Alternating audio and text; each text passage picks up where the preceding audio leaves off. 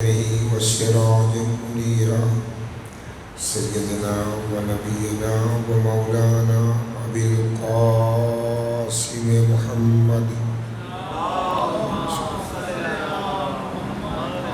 وعلى أهل بيته الطيبين الطاهرين المعصومين المظلومين الذين أذهب الله عنهم الرجس وطهرهم تطهيرا.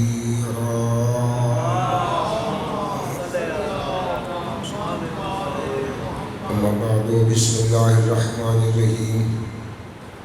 يوم ندعو كل أناس بإمامهم صلوات الله.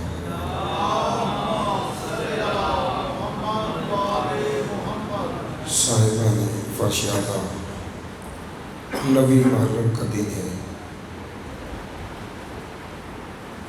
سوز و اداس کا یہ دن ہے. دو چار رات پر زیادہ نہیں، کیونکہ آج اور کل فضائل کم ہوتے ہیں، تو ہمارا موضوع بھی ایسا ہے کہ زیادہ فضائل وقت کے امام کے تھے اور کچھ اعراض باقی ہیں. موضوع تشنا رہا. آپ سب سے بھی بانین سے بھی معذرت خواہ ہوں کہ ایک وقت کم ملا، پھر بیمار ہوا آپریشن کی وجہ سے، زیادہ مطالب آپ تک نہیں پہنچا سکا. انشاءاللہ اگر زندگی رہی تو دوبارہ نہیں تو پھر کوئی اور صحیح انشاءاللہ. قیامت کے دن ہر گروہ کو اس کے امام کے ساتھ اٹھایا جائے گا، اس لیے امام کی معرفت ضروری ہے. اور رتبہ امام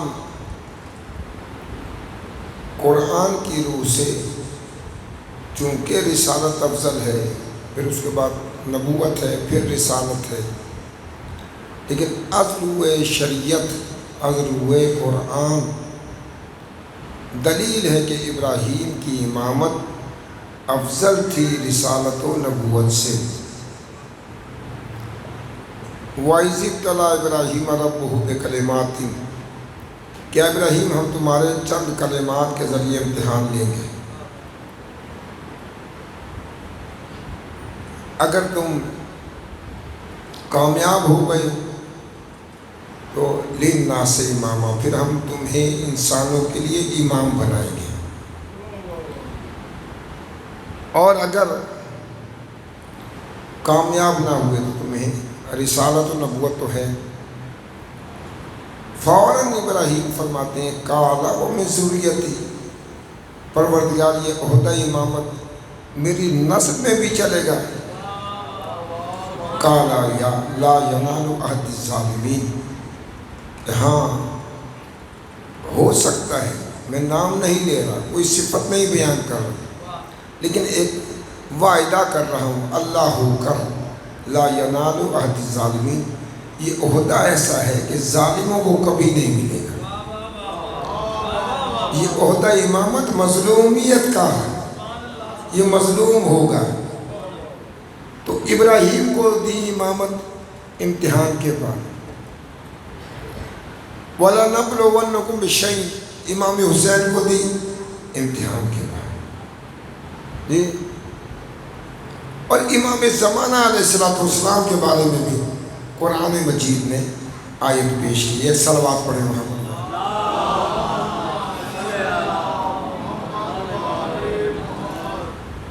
کہ جن لوگوں کو یہ زمین والے کمزور کریں گے، وَنَجْعَلْهُمْ أَئِمَّةً وَنَجْعَلْهُمْ هُمُ الْوَارِثُونَ، ہم ان کو وارث قرآن قرار دیں گے. توجہ فرما رہے. تو گویا کہ امام کا بھی امتحان ہے، اور یہ امام کا دور جو ہے امتحان سے گزر رہا ہے. اب جو آج کی اعراض ہیں ان میں خاص پہلو ہیں، دو تین وہ ذکر کرنا ہے. اور آپ اور ہم چاہے نہ کریں، مجھے یقین ہے کہ مائیں بہنیں ضرور کریں.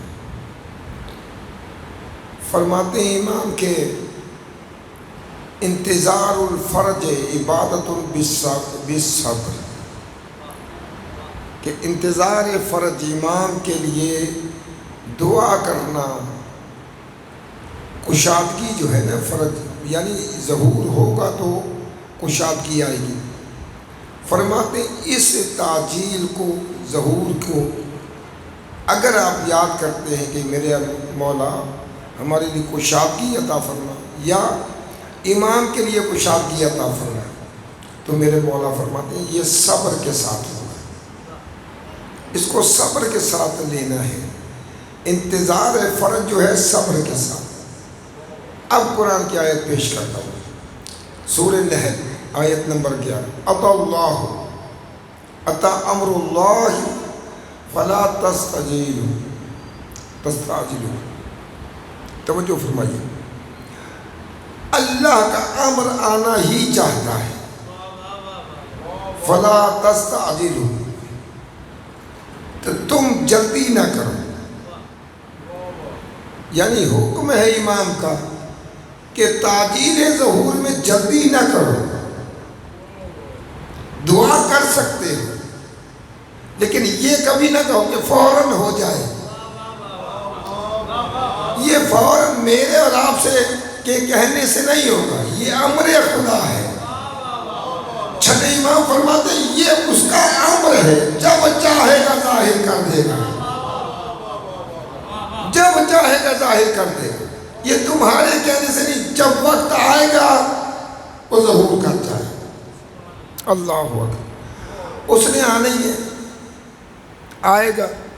چھٹے امام فرماتے ہیں اس کے بارے میں کہ جب یہ آیت نازل ہوئی تو رسول سے کہا گیا کہ ایک وقت آئے گا کہ ایک امر الہی یا اولی الامر جو پردہ غائب میں ہوگا، وہ جب ظہور کا وقت قریب آئے گا تو لوگ جلدی کریں گے، فلا تستعجلوہ، جلدی کریں گے لوگ۔ اے میرے حبیب ان سے کہہ دیں کہ جب غیبت کا زمانہ آئے تو ظہور کی تعجیل کے بارے میں جلدی نہ کریں، بلکہ صبر کے ساتھ اس کا انتظار کریں۔ اور اگر انتظار نہیں ہو سکتا، کل بھی میں نے ایک روایت بیان کی تھی مولا علی کی، کہ جب تک شیعہ دست و گریبان آپس میں نہ ہو جائیں گے ظہور نہیں ہوگا۔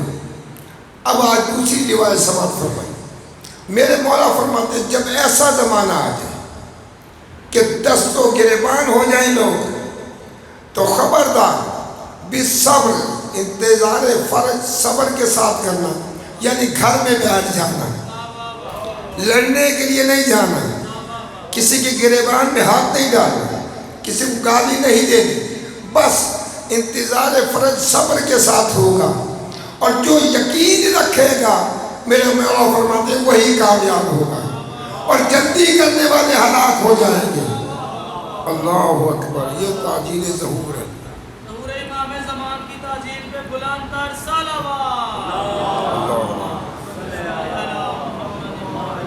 وَنُرِيدُ أَن نَّمُنَّ عَلَى الَّذِينَ اسْتُضْعِفُوا فِي الْأَرْضِ، جن کو یہ کمزور کر رہے ہیں، توجہ کریں، جن کو یہ دنیا والے کمزور کریں گے، اللہ کا ارادہ ہے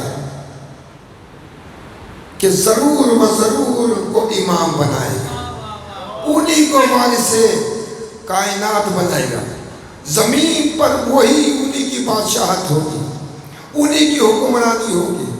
اور ایک اور روایت سماعت فرما لیں، اور یہ بھی روایت دو معصوموں سے، خود مولا کائنات اور جناب حضرت رسول خدا صلی اللہ علیہ وآلہ وسلم، مل کر صلوات پڑھیں، مل کر اللہم صلی اللہ۔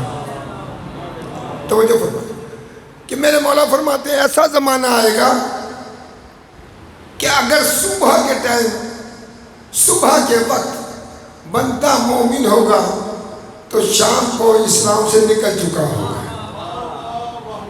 اور اگر شام کو وہ مومن ہوگا تو صبح کے وقت وہ ایمان سے نکل چکا ہوگا، اسلام سے نکل۔ اتنا سخت دور ہے۔ مولا نے پھر اس کی تعبیر بیان کی، فرماتے کوہل، یہ سرما اس کو کوہل کہتے ہیں، یہ کون آنکھ میں ڈالتے ہیں سرما، ڈالنے والے کو پتا ہوتا کہ میں نے سرما ڈالا ہے، نکل کب جاتا ہے پتہ نہیں چلتا اس کو۔ ایسے ہی تمہارا ایمان تم سے رخصت ہو جائے گا۔ اندازہ کریں کتنا اہم موضوع ہے یہ، کہ اس وقت ہماری ذمہ داری کتنی ہے، ہمیں کیا کرنا ہے ہمارے۔ اور ایک جملہ کہہ دے رہا ہوں تاکہ مصائب کے لیے تیار ہوں۔ کتنی جگہ امام زمان علیہ السلام کا تذکرہ ہوتا ہے، کتنی، بہت کم مجالس جہاں ذکر امام مہدی علیہ السلام ہوتا ہے، ایسا ہی ہے۔ اچھا، اللہم صلی علی محمد، سلامت رہے جی، امام کا نام سن کے درود پڑھا۔ اگر میرا باپ مر جائے اور آپ سب میرے چاہنے والے ہیں تو پرسہ کس کو دیں گے؟ مجھے۔ آپ آئے اور میں نہیں تھا تو انتظار کریں گے نا، جو چاہنے والے ہوں گے۔ مولانا صاحب آئے تو میں پرسہ دوں جی۔ تو وارث حسین آپ ہیں یا امام وقت؟ وارث خون حسین آپ ہیں یا امام زمانہ؟ کبھی بیٹھے ہیں، کبھی پرسہ امام کو دیا ہے کہ مولا میں گھر سے آیا ہوں، آپ کو پرسہ دینے آیا ہوں؟ اللہ اکبر۔ کبھی سوچا ہو مولا وارث کربلا آپ ہیں، وارث حسین آپ ہیں، آپ کو میں پرسہ دینے آیا ہوں، آئے مجھ سے پرسہ لیں۔ خدا کی قسم روایت میں پڑھا کہ جب آپ گھر سے وضو کر کے مجلس عزا کے لیے آئیں گے اور امام کی بارگاہ میں آگے کہیں گے مولا میں پرسہ دینے آیا ہوں، تو مولا پرسہ دینے آئیں گے، پرسہ لیں گے آپ سے۔ ہم یہ بھی نہیں کر پا رہے، ہماری سوچ میں ہمیں ڈالا ہی نہیں گیا، ہماری افکار اتنی صاحب کا ساز نہیں۔ بس رونا اس بات پہ آتا ہے کہ مولا آنسو پاکیزہ نہیں ہے، تجھے کیا پیش کرے۔ ہمارے آنسوؤں میں اتنا دم نہیں کہ تیرے رومال کی زینت بن جائے۔ او میری ماں بہنوں، بچوں کو امام مہدی کی تعلیم دو۔ آپ ذمہ دار ہو، آپ سے پوچھا جائے گا کہ آخری زمانے کے امام کی معرفت اپنے بچوں کو آپ نے کیوں نہ دی؟ یہ ذمہ داری آپ کی شرعی ذمہ داری بنتی ہے۔ اطاع اللہ فلا تستعجلوہ، خبردار امر خدا آنے والا ہے، جلدی نہ کرو۔ وہ انتظار الفرج من الفرج، یہ امام کا انتظار جو ہے یہ خود فرج ہے، خود دعا ہے۔ آپ کہیں کہ میں بیٹھ کر یہ انتظار کر رہا ہوں، دعا کروں، میرے مولا فرماتے تمہارا نیت کرنا کہ میرے مولا آئے، میں امام کے زمانے میں دعا کر رہا ہوں، بیٹھا ہوا ہوں، میرے مولا فرماتے یہ خود ہی دعا ہے۔ اللہ اکبر۔ اور جب آخری دور آئے گا، تمسکوا بالامر الاول، آخری وقت آئے گا، آخری زمانہ آئے گا۔ میرے مولا سے پوچھا گیا اے صادق اہل محمد، جب آخری زمانہ ہے اور حالات بگڑ جائیں تو ہم کیا کریں؟ فرمایا کہ جس عقیدے پہ قائم ہو اسی پہ قائم رہنا، بدلنا نہیں۔ یہ بہت بڑا پیغام، جس نے عقیدہ بدل دیا گویا کہ امام کو چھوڑ دیا، کہا جس عقیدے پہ چلے آ رہے ہو اسی پہ قائم رہنا، باقی کمی امام پوری کر دے گا۔ ایک چیز اور عرض کر دوں گا اور بڑی لطیف اور نازک ہے، مل کر درود پڑھ دے گا۔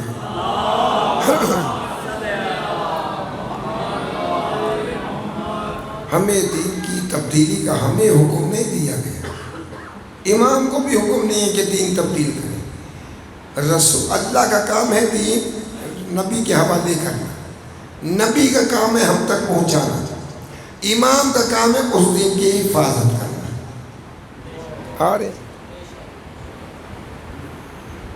گو کہ یہ آج فضائل کے دن نہیں ہے، لیکن چونکہ معرفت امام میرا موضوع تھا، وہ میں نے جملہ آئے گا تو ظاہر کہوں گا۔ غدیر تسلسل ہے محرم کا، یا محرم تسلسل ہے غدیر کا۔ امام رضا نے تبھی فرمایا کہ محرم منایا کرو، کہیں ایسا نہ ہو غدیر کی طرح بھول جاؤ۔ سنا پر اب غور کریں آپ کہ یہ محرم ہے، محرم حرام ہے، اس میں کتنے مومن بن رہے ہیں، کتنے عزادار ہیں، کتنے ماتمدار ہیں، کیا یہ سب کامیاب ہیں؟ آپ کا جواب یس ہوگا، آپ کا مثبت جواب ہوگا۔ لیکن کوئی کہہ سکتا ہے کہ امام کی نگاہ میں بھی یہی نظریہ ہوگا، میرے رونے کو امام قبول کریں گے، میری عزاداری کو امام قبول کریں گے، میرے فرش عزا بچھانے کو قبول کریں گے، میرے پڑھنے کو مولا قبول کریں گے۔ یہ میرے مولا فرماتے ہیں تب ہوگا خلص النیہ، جب تمہاری نیتیں خالص ہو جائیں۔ میں تو عزاداری میں آتا ہی اس لیے ہوں کہ بیٹی کا رشتہ ہو جائے، بیٹے کی نوکری مل جائے، بے اولادوں کو اولاد مل جائے، بیماروں کو شفا۔ ہماری ساری دنیاوی تکالیف ہم لے کے آتے ہیں عزاداری میں کہ جاروں کو حق قبول ہو جائے۔ گھر سے فقط اس لیے نکلے کہ میں امام برق کو پرسہ دینے جا رہا ہوں، ختم، دعا نہیں مانگا۔ یہی دعا ہے، میں نے کہا نا انتظار الفرج فرج، یہی دعا ہے۔ اگر نماز پڑھ کے ہی بیٹا ملنا تھا تو پروردگار شرط لگا دیتا، لیکن میں عرض کر رہا ہوں کہ ہمیں سوچنا پڑے گا، سوچنا چاہیے کہ ہماری ذمہ داری کیا ہے۔ آج ایک بہت اہم پیغام دوں گا کہ دعائیں ندبہ جو پڑھتے ہیں مومن، آج دو نسخے بھی دوں گا، آپ استعمال کریں، خود میرے مجربات ہیں۔ بسم اللہ الرحمن الرحیم، اللہم کل ولیک الحجۃ ابن الحسن۔ اس دعا کو اگر کوئی مومن بنتا، مومنہ عورت، اور رات کو سونے کے وقت وضو کر کے 11 مرتبہ پڑھے، 11 مرتبہ اول آخر درود پڑھے، اور اس نیت سے کہ میرے امام کو صحت ملے، عافیت ملے، تو میرے مولا فرماتے ہیں اس گھر کی تمام پریشانیاں دور ہو جاتی ہیں، اور اس سے روحانیت کو تقویت ملتی ہے۔ روحانیت جو مردہ ہو چکی ہے، روح وہ زندہ ہونا شروع ہو جاتی ہے۔ وہ امام کا کام ہے۔ ہماری ذمہ داری ہے کہ ہم ان چیزوں کو بھی اپنائیں۔ جب میں اور آپ ہر چیز سے مانگ سکتے ہیں تو امام سے کیوں نہ مانگیں؟ توجہ فرما رہے ہیں۔ اب فرماتے ہیں دعائے نطبہ میں، دعائے نطبہ پڑھیں، کیونکہ دعائے نطبہ تاکید ہے جمعے کے دن پڑھنا۔ پڑھو ہر جمعے، جمعے کے دن غسل کرو۔ حکم ہے کہ وہ لوگ جو امام کے آبان و انصار ہوں گے 313 کے بعد، ان لوگوں کی جب چھٹائی ہو جائے گی، صاف ستھرے ہو جائیں گے، تو وہ لوگ پسند کیے جائیں گے جنہوں نے جمعے کے غسل کو اپنے اوپر لازم قرار دیا ہوا تھا، چونکہ ظہور ہوگا روزہ جمعہ۔ تیسری روایت کہ جمعے کے دن اچھا کھانا بچوں کے لیے تیار کرو۔ عید ہے، کتنا مانگتے ہیں؟ یہ وہی دن ہے جس دن آپ کا امام ظہور کرے گا۔ تو وہ جو فرما رہے ہیں تو یہ یاد، یہ معرفت کے ذریعے ہے کہ جمعے کو کھانا کیوں کھلائیں؟ چونکہ جمعے کے دن میرے آج عید کا دن بھی ہے، آج روزے جمعہ ہے، آج میرے امام کا ظہور بھی ہونا ہے۔ اور ایک چیز اور، وقت ظہور مقرر کرنے والا ملعون ہے۔ امام زمان علیہ السلام فرماتے ہیں ظہور کا وقت معین کرنے والا، جو معین کر کے بتائے کہ 2021 میں ظہور ہوگا، یہ ملعون ہے۔ امام کا ایک لقب ہے منتظر، ایک لقب ہے منتظر۔ آپ سمجھتے ہیں جو پڑھے لکھے بچوں کے لیے منتظر مانے امام انتظار، اللہ انتظار کر رہا ہے امام کا، یا ہم انتظار کر رہے ہیں؟ نہیں غور فرمائیں، جس کا انتظار کیا جائے وہ منتظر ہوتا ہے، اور جو خود انتظار کرے وہ منتظر ہوتا ہے۔ ایک تو امام کا اللہ بھی انتظار کر رہا ہے، ہم بھی۔ قرآن کی آیت ہے فانتظر، انتظار کرو، وَأَنَا مَعَكُم مِّنَ منتظرین، اور تمہارے ساتھ انتظار کرنے والوں میں میں بھی ہوں۔ یعنی جس کا انتظار اللہ کر رہا ہے، اس وقت کا انتظار اللہ کر رہا ہے جب ظہور سے ہو، اور منتظر اس لیے ہیں کہ خود امام اس وقت کے منتظر ہیں کہ اللہ مجھے حکم دے میں ظہور کر جاؤں۔ اللہ اکبر، اللہم صلی اللہ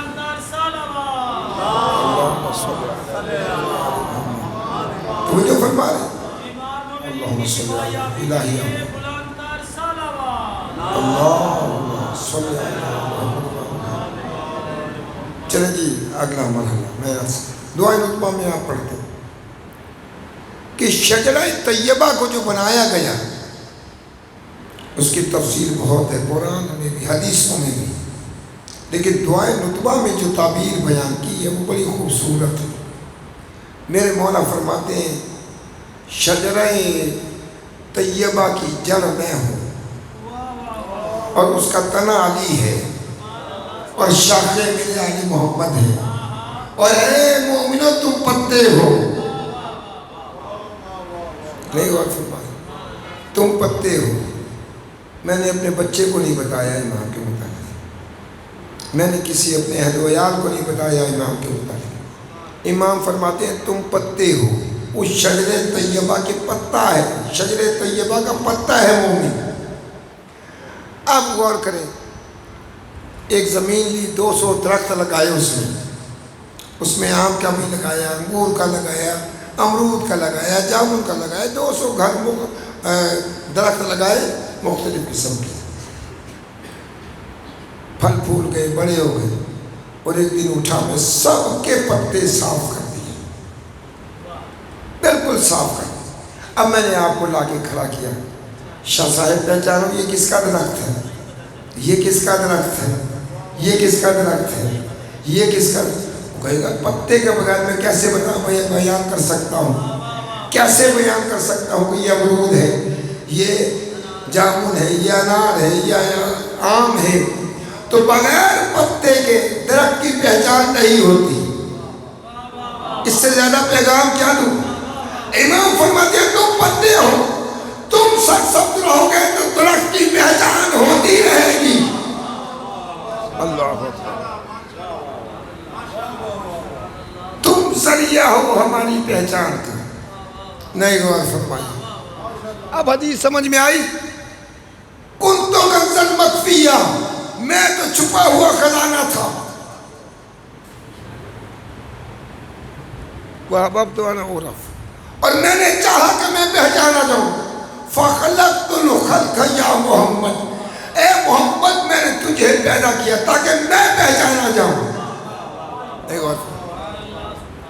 یعنی اللہ کی معرفت کا ذریعہ دلیل حضرت محمد مصطفیٰ اور ان کی آل طاہرہ، ایسے ہی آل محمد کی معرفت کا ذریعہ ہم لوگ ہیں۔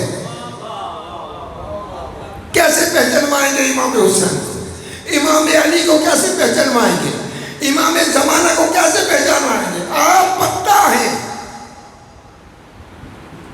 آ رہی ہے بات سمجھ میں؟ درود پڑھتے ہیں اور پھر اس کا فیض لیتے ہیں۔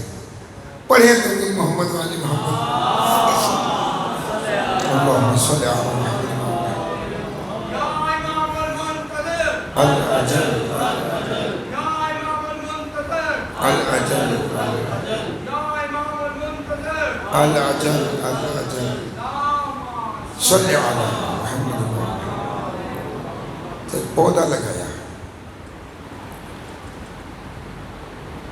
زمین سے جتنی توانائی تھی جڑوں نے لی،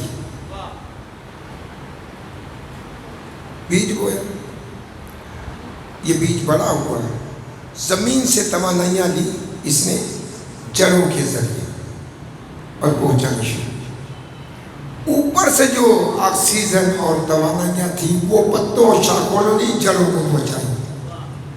نہیں غور فرمایا، ایسا ہی ہے نا، سورج کو پودے کو سورج کی ضرورت ہے، چاند کی ضرورت ہے، نمی کی ضرورت ہے، روشنی کی ضرورت ہے، اور نہ روشنی کی ضرورت ہے نہ روشنی کی ضرورت بھی ہے، رات آتی ہے، دن آتے ہیں، تو جو یہ بیرونی طاقتیں ہیں، توانائیاں، آکسیجن، وہ اوپر سے لیتا ہے درخت، وہ شاخیں اور پتے لیتے ہیں اور جڑوں کو پہنچاتے ہیں، جڑ پانی کھاد لیتی ہے، مختلف وٹامنز لیتی ہے، اور وہ یہ دونوں کا لازم ملزوم کا رشتہ ہے۔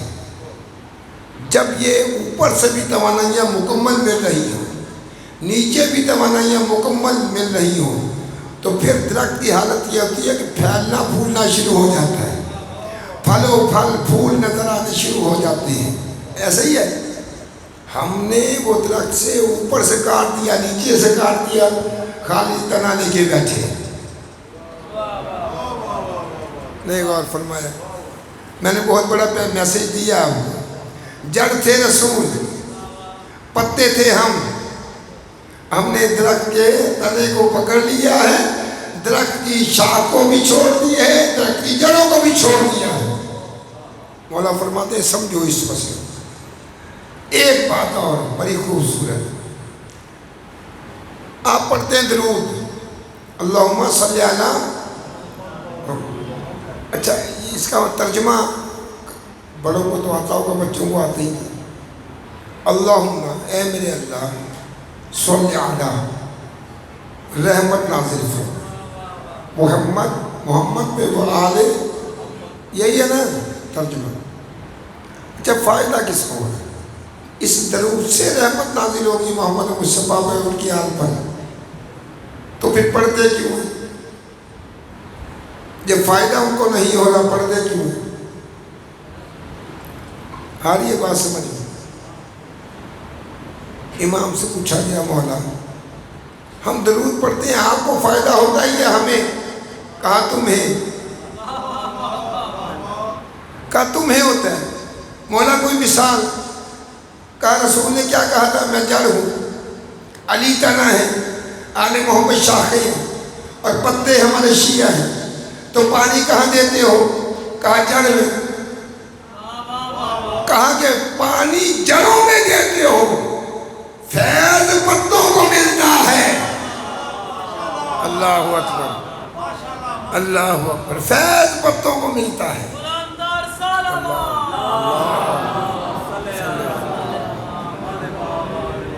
وقت کے امام کی معرفت ضروری ہے، ضروری کریں۔ میں آج بھی آپ سے عرض کر رہا ہوں، اس دن بھی کیا تھا، اشارتاً پھر عرض کر دیتا ہوں کہ ہم اپنے عقیدے اور اپنے عمل میں اتنا پختہ ہو گئے کہ ہم سمجھتے ہیں اس سے بہتر عمل کوئی نہیں، میرے عقیدے سے بہتر عقیدہ کسی کا نہیں ہے۔ ابھی چلے جائیں، جلوس نکلا ہوا ہے نقویوں کا، ہم کھڑے ہیں آدمیوں کے ساتھ، اگر آپ کا ہاتھ نہیں ملے گا تو وہ آپ کو نکال دیں، ایسے ہوتا ہے یا نہیں؟ نکال دیتے ہیں، دھکے دیتے ہیں، چلو نکلو، تم ہاتھ نہیں ملا پا رہے۔ اس سے بڑی معرفت ایمان کیا ہوگی؟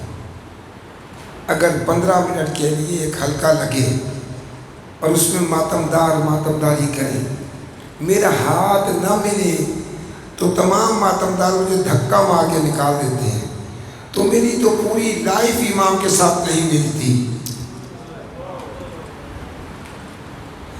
جی، میری پوری زندگی کا عمل کوئی بھی امام کے ساتھ نہیں ملتا۔ تو تمہارا نظریہ اگر صحیح ہے تو امام کو بھی نکال دینا چاہیے، ہمیں نکالنا چاہیے یا نہیں؟ ہمارا حق بنتا ہے، کیونکہ یہ قانون تو ہم نے بنایا ہے،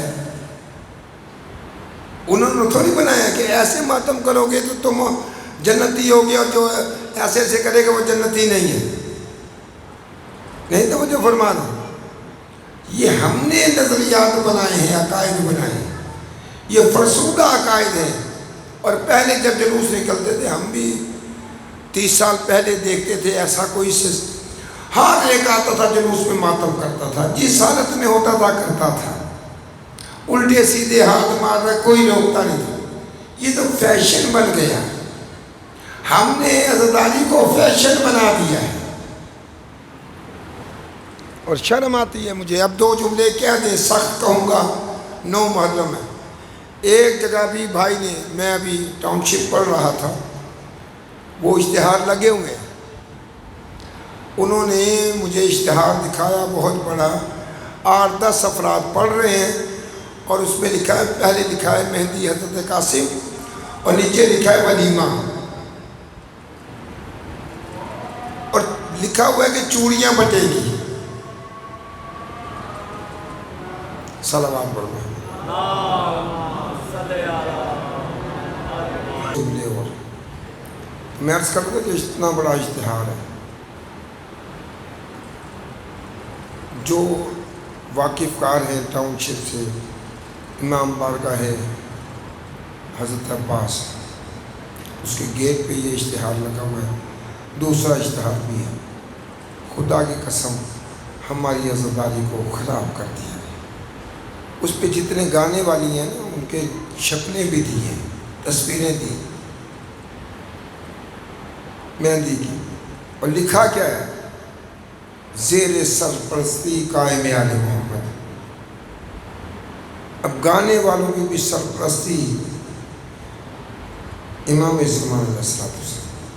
یہ توہین تو نہ ہونے دو، آپ سے گزارش، آپ تو نہ توہین ہونے دو۔ بطول کے نام کی کتنی تکلیف اٹھا رہا ہے، للہ بات کر رہا، اپنے امام کی عزت کے لیے بات کر رہا۔ پہلی بات یہ بھی عرض کر دوں، آ گئی ہے، سمجھیں ان مسائل کو۔ یہ مہندی کا رواج کب سے چلا، اس کی تحقیق کی ہے آپ نے، آپ بناتے ہیں۔ او ماؤں بہنوں سنو، خدا کی قسم جو مہندی نکالتا ہے، اور اس نیت سے نکالتا ہے کہ جناب قاسم کا عقد بی بی کبریٰ سے ہوا ہے، تو خدا کی قسم میں علم پکڑ کے کہہ رہا ہوں، خدا مجھ پر عذاب کرے۔ میں نے خود تاریخ پڑھی ہے، ساری اس کی تحقیق۔ بی بی کبریٰ کا عقد حسن مصنع سے کربلا سے پہلے ہو چکا ہے، یہ علم ہے حضرت عباس۔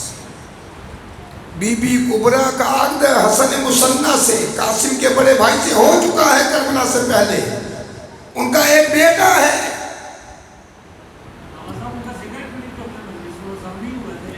کر تو رہا ہوں میرے بھائی، کر تو رہا ہوں۔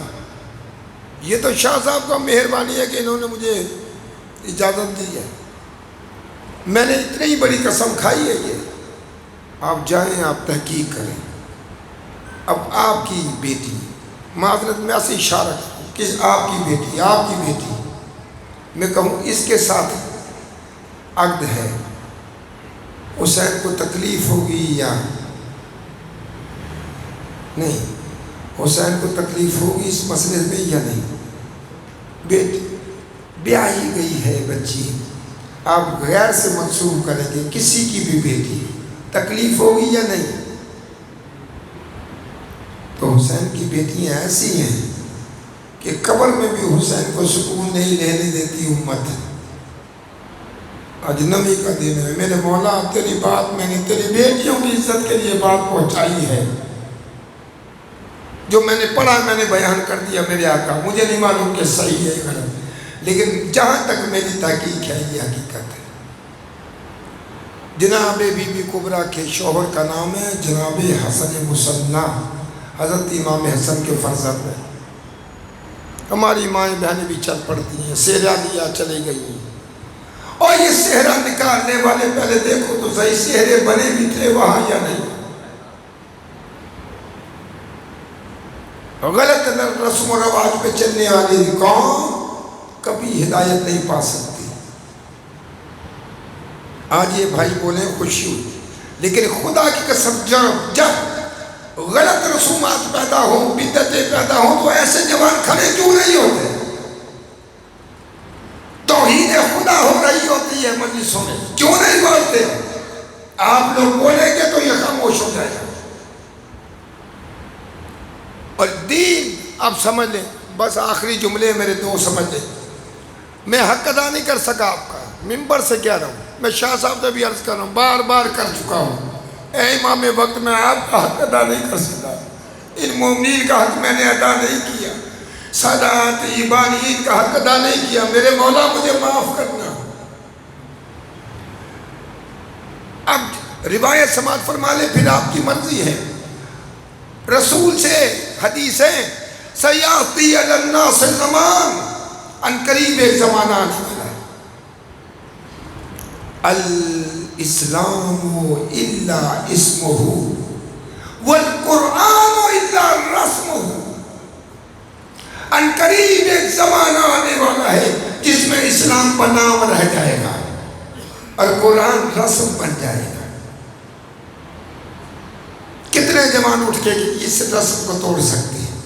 کوئی مرے گا تو پڑھ لیں گے، بس ختم۔ اور ماؤں بہنوں اپنے گھروں میں قرآن پڑھو۔ امام صادق فرماتے ہیں جس گھر کی عورت قرآن پڑھتی ہے اس گھر میں کبھی فقر و فاقہ نہیں ہوگا، اس گھر میں ملائکہ آئیں گے جائیں گے، فرشتوں کی آماج گاہ وہ گھر بنے گا۔ ہمارے پاس آج امام حسین کے لیے آئے ہیں، نویں محرم ہے، رسول کیا فرماتے ہیں؟ الاسلام الا اسمہ، اسلام کا نام رہے گا۔ اب سمجھے حسین علیہ السلام نے آپ سے کیا کہا؟ الدین لائق علی السنتہم، یہ دین ان کے لیے ایک چٹنی ہے، زبان کا ٹیسٹ۔ ہاں لاؤ برگر لے آؤ جی، چپس لے آؤ، اور ساتھ وہ سرخ رنگ کی کیچپ دے دیتے ہیں، چٹنی دیتے ہیں۔ یہ چٹنی بنا دیا اسلام کو۔ یہ آج سے 1400 سال پہلے حسین علیہ السلام کہہ رہے ہیں، سنا ہے بھائی؟ یہ حدیث سنی ہے مولا کی؟ اس زمانے میں جب چٹنی تھی تو آج اسلام کیا ہوگا؟ والقرآن الا رسمہ، قرآن کو رسم بنا دیا۔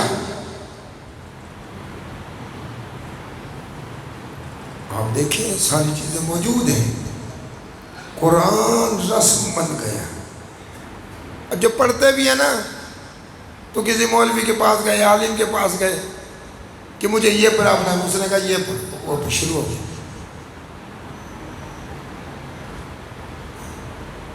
یہ اتنی منافقت ہے۔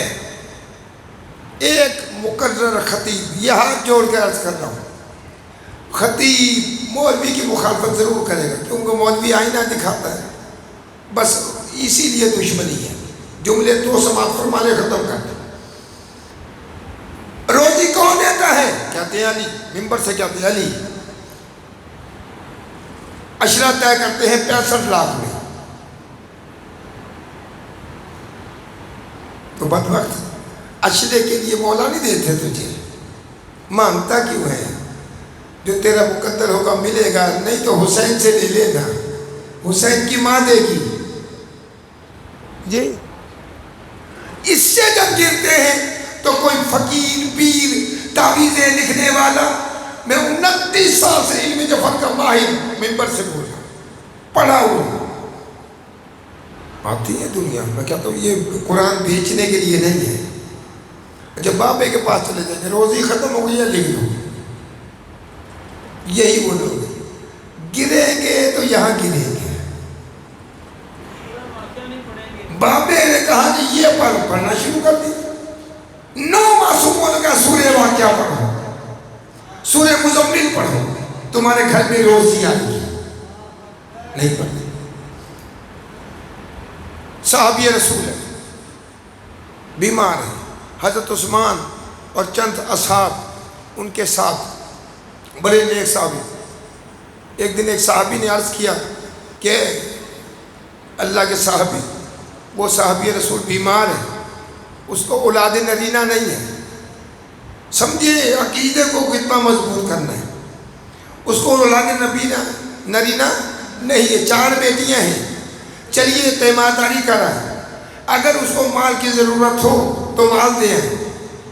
حضرت عثمان آ گئے, چند صحابی ساتھ پہنچے, حال دریافت کیا, خیر وافیت دریافت کی, بٹھایا. اس نے کہا جی ہم آپ کی طبیعت پوچھ رہے ہیں. کہا پوچھ لی. کہنے کہ ہاں آپ جا سکتے ہیں. کہا ہم تو آئے تھے اس لیے کہ آپ چونکہ کما نہیں رہے, آپ کی بیٹیاں ہیں, نرینہ اولاد نہیں ہے, اگر خدا نخواستہ آپ کو کچھ ہو جائے گا تو بچیوں کو کیا بنے گا؟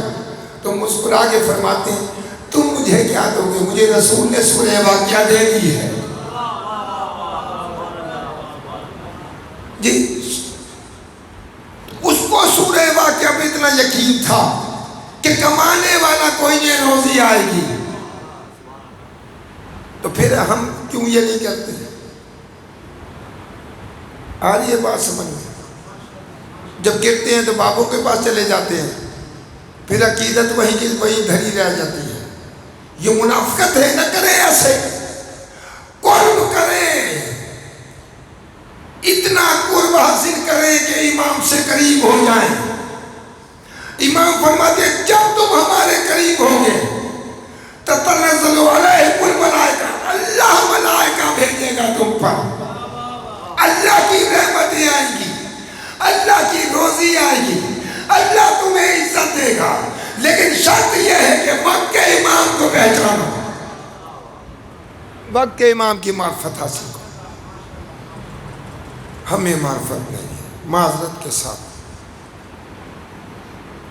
وقت کے امام معذرت, گناہگار ہوں, خطا کار ہوں, غلطی بھی ہو سکتی ہے, پڑھ کے آتا ہوں, مجھے معلوم نہیں کہ کیا صحیح ہے کیا غلط, لیکن جتنا علم ہے اس کے مطابق تحقیق کرتا ہوں. تو عالم الغیب ہے, اور غیبت والے امام کا تذکرہ کر رہے تھے. میرے مولا تو جانتا ہے, ہماری مجلسوں کو قبول فرما. ختم کر دیا.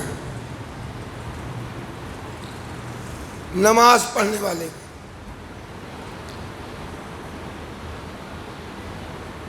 کبھی فقر و فاقہ میں مبتلا نہیں ہوتا.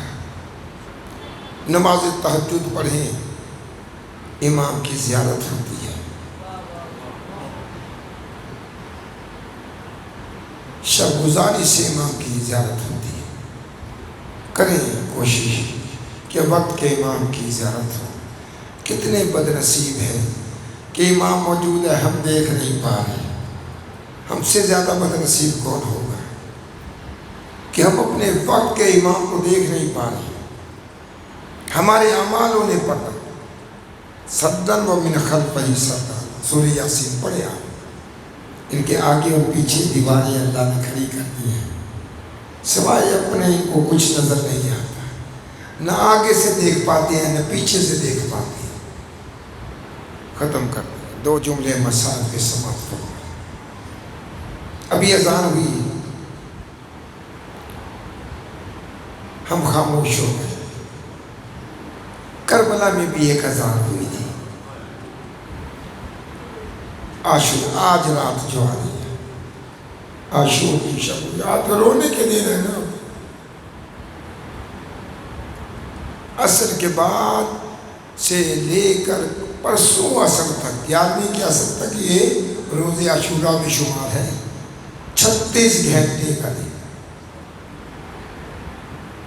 آپ اٹھائیں تاریخیں, اگر روز عاشورہ کے اعمال مس ہو جائیں تو ان 36 گھنٹوں میں کسی وقت بھی انجام دے سکتے. اتنی فضیلت ہے. عاشور, شب عاشور آ گئی, گزری راز و نیاز میں ہے آل محمد کی پروردگار سے. آ گیا اذان کا وقت. حسین بجارہ نے بھی لکھا, فرماتے ہیں جب اذان کا وقت آیا تو بہن بھائی اکٹھے بیٹھے تھے. بھائی نے بیٹے کو بلایا, جاؤ علی اکبر مصلی اذان پہ اذان دو. آج تمہاری اذان سنے ہم، کیونکہ اس کے بعد تمہاری اذان ہم نہ سن سکیں گے۔ جی بابا، جو آپ کا امر ہے وہ مصلی اذان پہ آ گئے، اذان شروع کی۔ یہ اذان نہیں تھی، قیامت برپا ہو گئی، بیویوں میں کوہرام برپا ہو گیا کہ آخری اذان اکبر دے رہا ہے۔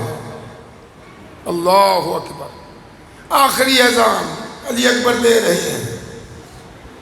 اللہ اکبر، اللہ اکبر۔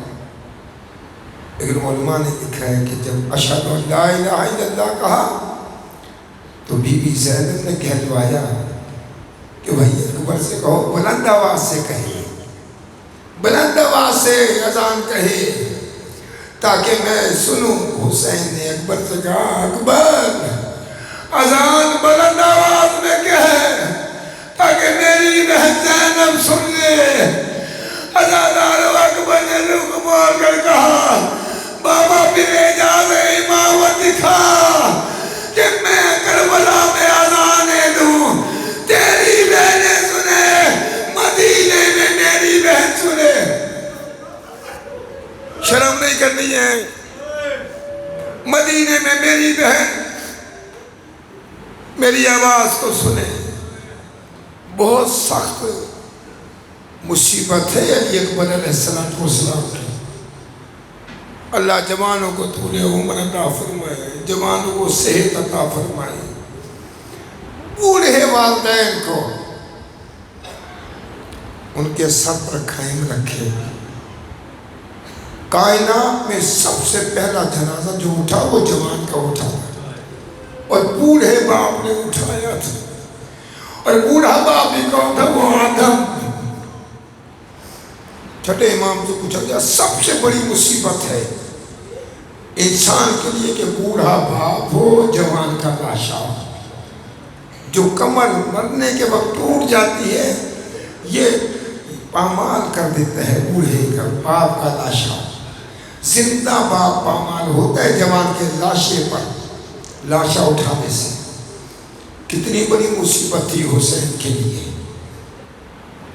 اذانیں ہو گئی، اصحاب انصار سب شہید ہو گئے، اکبر آ گئے، بابا اجازت دے، لوگ آوازیں کس رہے ہیں، بابا بابا لوگ باتیں کر رہے ہیں کہ کوئی ہے حسین تو بھیج، میں جوان ہوں بابا، بابا تو مجھے اجازت دے، جاؤ ماں سے اجازت لیا۔ آ گئے ماں کے خیمے میں، اجازت طلب کی، اب ماں مجھے اجازت دے۔ اب ذاکروں والی باتیں میرے پاس تو نہیں ہے، میں تو سیدھی سیدھی پڑھتا ہوں۔ ماں سے اجازت لی، ماں نے کہا پھپھی سے بھی مل جاؤ۔ آ گئی بی بی زینب کے پاس، پھپھی ماں پالا تو آپ نے ہے، کبھی رخسار چومتی ہے، کبھی ماتھا چومتی ہے، کبھی لمحہ مبارک چومتی ہے۔ اے علی اکبر، تم تو ہمارے بڑھاپے کے سہارا تھے۔ سب کو رخصت کیا، خیمے میں لے گئے حسین۔ اب خدا جانے خیمے میں کیا کیا حسین۔ جب خیمے سے باہر آئے ہیں تو تحت الحنک چھوڑا ہوا تھا، سمجھتے ہیں جب آدمی مر جاتا ہے کفن دیا جاتا ہے، امامہ باندھا جاتا تو ایک سرا اس طرف چھوڑا جاتا ہے، ایک طرف ایک سرا اس طرف، اس کو کہتے ہیں تحت الحنک، پھر موڑ دیا جاتا ہے۔ جب ایسے کر کے حسین خیمے سے علی اکبر کو واپس لائے ہیں باہر تو بیوی ایسے دوڑی ہیں جیسے کوئی جنازہ آ گیا۔ شرم نہیں کرنی ہے، جوان کو لاشا ہے۔ آج کا دن اور آج کی رات علی اکبر کے لیے مخصوص۔ امید ہے تیرے بیٹے پر میرا سلام۔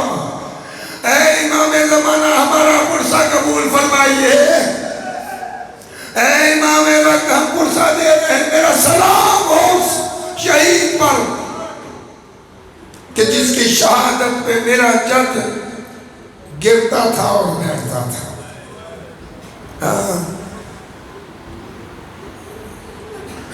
جیسے خیمے سے باہر نکلے کوئی بیوی گلے میں لپٹی ہوئی، کوئی بازو سے چپکی ہوئی ہے، کوئی قدموں سے لپٹا ہوا ہے، ایک ہی سوال،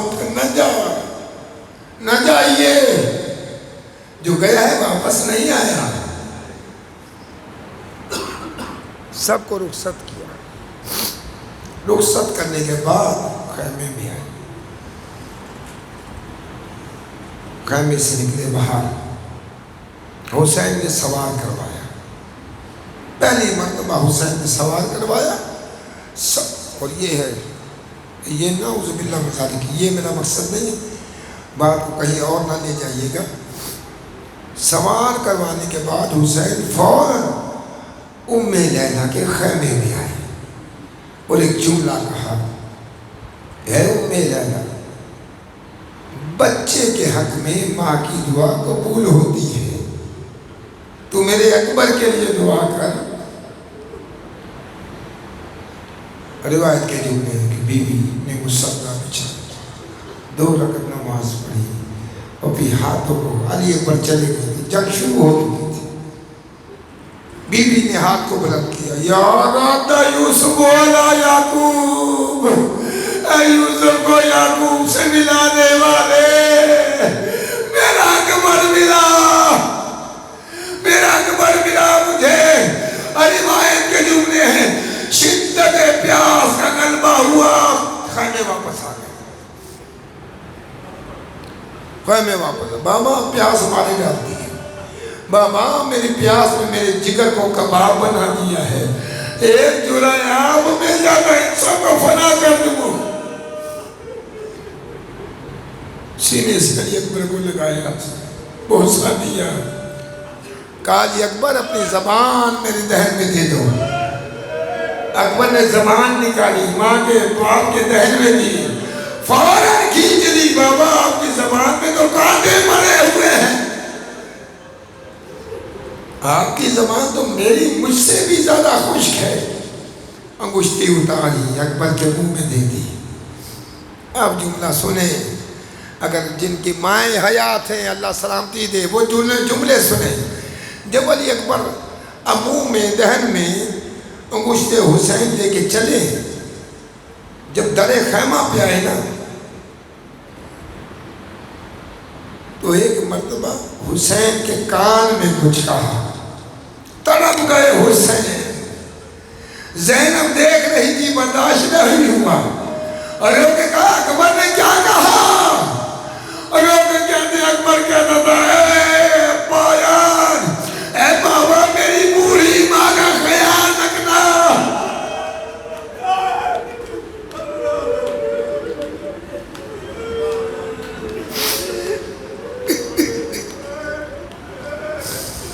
اے بابا میری بوڑھی ماں کا خیال رکھنا۔ روتی ہوئی آنکھوں سے بیوی ام لیلہ کے لال کا غصہ نے اجڑ گیا گھر حسین کا۔ دوبارہ سوار کیا حسین، اب حسین خیمے نہیں آئے۔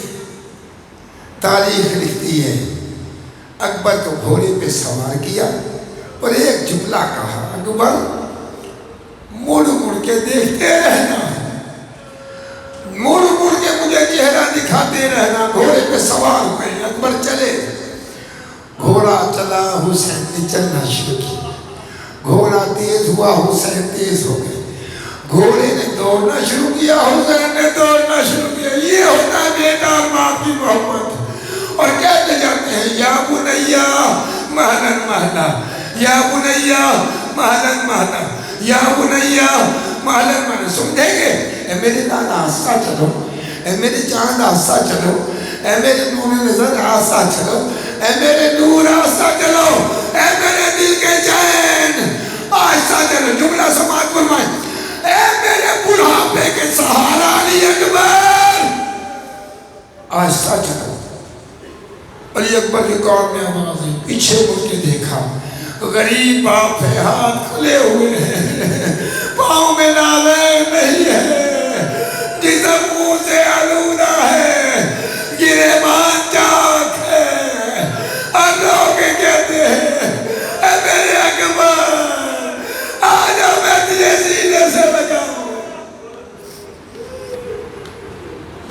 سلامت رہے، مولا سلامتی عطا فرمائے۔